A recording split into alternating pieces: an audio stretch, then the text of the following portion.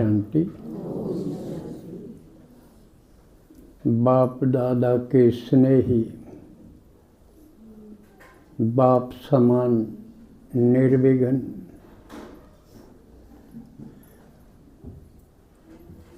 विश्व सेवाधारी लाडले भाग्यशाली बच्चों का, जो घर परिवार छोड़ के आए हैं, हिम्मत के कदम के बदले शिव भोला भगवान आपके कदमों में पदम जमा करता है।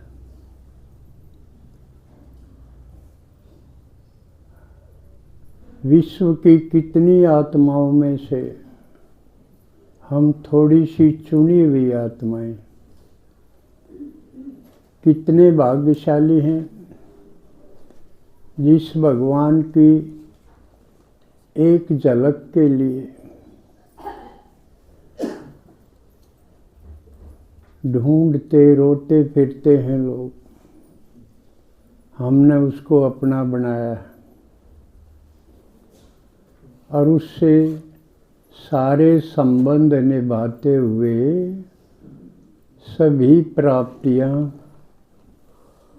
कर रहे हैं, कहूँ कि कर ली हैं।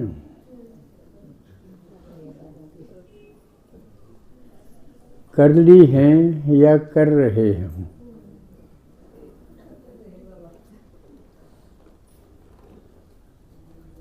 कल आप सब मिले होंगे बाबा से, तो बाबा ने उन बच्चों को विशेष रूप से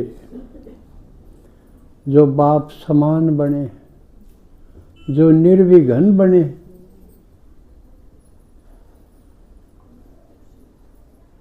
अपने देह से अशरीरी बनने वाले हैं सेकंड में, और किसी भी देह दुनिया के आकर्षण से मुक्त हैं। ऐसे बाप समान बच्चों को याद किया।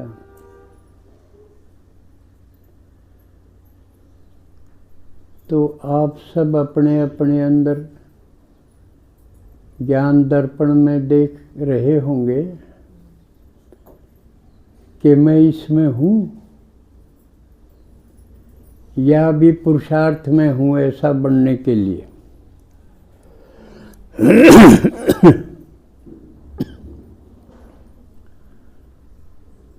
बाबा ने समय प्रमाण कि अब समय अति का है और अति के बाद अंत होता है, और अंत बहुत भयंकर होगा। बाबा ने बताया सबका हिसाब किताब होगा। और इस प्रकार पावन बन के अपने पावन धाम में आत्माएं जाएंगी। बाबा ने बताया है पावन बनने के भी दो ढंग हैं। पावन बन के तो जाना ही पड़ेगा, लेकिन उसके दो ढंग हैं। एक तो बाबा की याद से पावन बने, क्योंकि पतित पावन तो और कोई है नहीं। शिव भगवान ही पतित पावन गाया हुआ है, और अब है क्योंकि संगम युग है। तो सही ढंग तो है कि बाबा की याद से पावन बन के और बिना धर्मराज की कचहरी में जाए घर को जाए, बाप के साथ घर को जाए। ये है सही तरीका। और जो इसमें ढीले रह गए या इस विधि से पावन नहीं बने तो कैसे बनेंगे?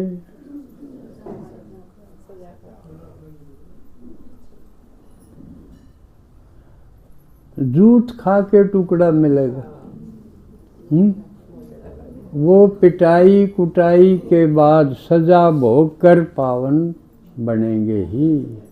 फिर यूं अब हमने देखना है हम किस लाइन में हैं, क्योंकि बाबा ने बताया इसके लिए अभ्यास दीर्घ काल का चाहिए। एक दिन में नहीं हो सकते ऐसा, लंबे समय का अभ्यास होगा तब उस वक्त पे, क्योंकि बाबा चाहे 1 सेकंड में अशरीरी बन सकते हो, तो ये अभ्यास से बनेंगे। नहीं तो जब सिर पे आ बनी, सिर पे आ पड़ी उस वक्त मैं आत्मा हूँ, मैं आत्मा हूँ, शरीर नहीं हूँ, उस समय पुरुषार्थ में जुटे तो बढ़ नहीं पाएंगे। इसलिए अब भी जितना समय बचा है सब सावधान अलर्ट हो जाएं कि अब अपना पूरा जोर लगा दें और देखते रहें, अंतर्मुख होकर देखते रहें कि मेरा कहीं लगाव है, किसी रिश्तेदार में, किसी परिवार में, किसी देहधारी में मेरा लगाव, मेरा आकर्षण तो नहीं है। पता चल जाए ना, अमृत वेले योग लगाने बैठांगे तो सबसे पहले कौन होगा, जहाँ लगा होगा वो याद आओ। तो पता लगाना आसान है। तो हमने फिर मनन करना चाहिए, विचार सागर मंथन करना चाहिए कि ये आत्मा क्या भगवान से भी बढ़िया है, किस रूप में बढ़िया है, क्या दाता है, क्या दे सकती है कोई भी आत्मा, जो कि खुद ही जड़जड़ीभूत अवस्था में है, खुद ही कांटों के जंगल में भटक रही है, भिखारी है, तो उससे मुझे क्या मिलेगा। और कलयुग के अंत में अब तो सुंदर भी कोई नहीं है, है कोई शिव भगवान से सुंदर कोई है, क्योंकि सुंदर भी आकर्षित कर ले, कोई प्राप्ति की उम्मीद हो तो भी आकर्षित कर ले।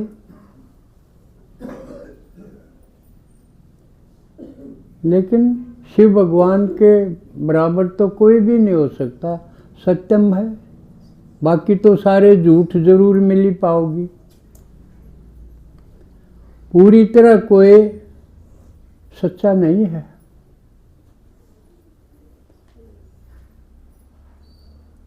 क्यों, सचखंड में तो सच्चे हैं, लेकिन अब तो झूठ खंड है। कलयुग में सारे झूठे, न्यूनाधिक, कोई कितना मिलावट बनावट सब करते। तो एक शिव भगवान ही सच्चा है, दूजा ना कोई, सुंदर भी उस जैसा कोई नहीं। क्योंकि ज़्यादातर ने दादी के तन में ही बाबा को देखा, लेकिन मैंने उसको ओरिजिनल देखा, बिना शरीर देखा उसका ओरिजिनल। कितना सुंदर है। सारी दुनिया की सुंदरता अगर कहीं हो, वह निचोड़ के भी इकट्ठी कर दे तो भी उसके अंश मात्र के भी कोने बराबर। इतना सुंदर है। और दूसरा प्यारा, उससे ज्यादा प्यारा है कोई संसार में? प्यार है वो नकली, और वो भी थोड़ी देर का। और पल भर के लिए झूठा ही सही। अब भिखारी इतने हो गए बस झूठा ही सही। लेकिन सामने जब शिव भगवान सच्चा रहा, फिर उसको छोड़ के किसी में रग क्यों रहे। इसलिए कल बाबा ने कहा कि कोई भी पुरानी दुनिया का देहधारी में कोई आकर्षण रहना नहीं चाहिए, नहीं तो अंत समय में वो फेल कर देगा, स्वर्ग से नीचे गिरा देगा। त्रेता में कहीं छोटा मोटा पद मिलेगा तो हम छोटी सी बात के बदले अपनी इतनी बड़े पद को, इतनी बड़ी राजाई को क्यों खोएं। पड़ता लगाना चाहिए ना। बाबा कहे हर बात आदि मध्य अंत पड़ता लगाओ। कितनी हानि, कितना नुकसान, कितना फायदा किस बात में। और सारा सोचने पर तो है, कोई मेहनत कहाँ है, सारा मन का खेल है। मन मंत्री का इंटरव्यू लेते रहो, भाई मन बता, सारी कर्म इंद्रियां बस में हैं। तो ये बाबा जैसे दरबार लगाते थे, ऐसे हमने भी रोज रोज देखना चाहिए। क्यों हिसाब किताब है, 63 जन्म भी है एक तरफ, उनमें हमने किस किस के साथ क्या क्या संबंध रखे, क्या क्या लेन देन किया, तो वो सारा सामने आओगा।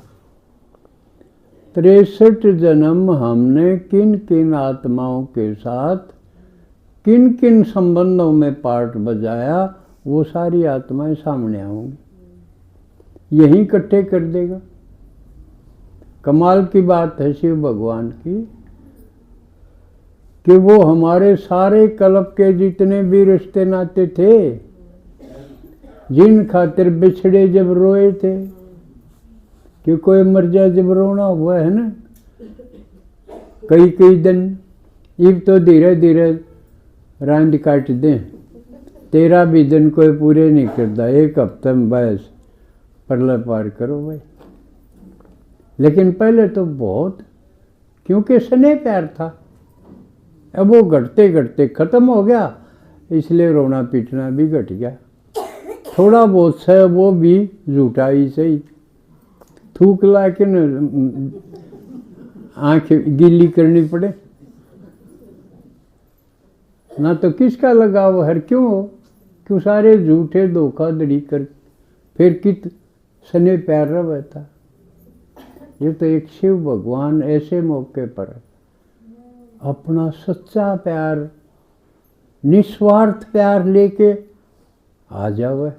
कमाल की बात, जड़ कुछ भी नहीं बचा वो असली का, और वो भी भरपूर, थोड़ा थोड़ा भी नहीं, सागर, प्यार का सागर आ जाए चल के। तो इसलिए अब करना क्या चाहिए कि सर्वधर्मान परित्यज्य, और कहीं भी जो भी संबंध लगाव हैं सबको छोड़ छाड़ के मन से छोड़ दो। और जो वायदा किया था, बाबा के तुमने वायदा किया था, करा था ना, भक्ति में वायदा किया था कि आप जब भी आओगे हम आप पर कुर्बान जावांगे, करा था नहीं वायदा। तो बाबा ये याद दुआ है, मेरा तो एक शिव बाबा दूसरा ना कोई, यूं वायदा।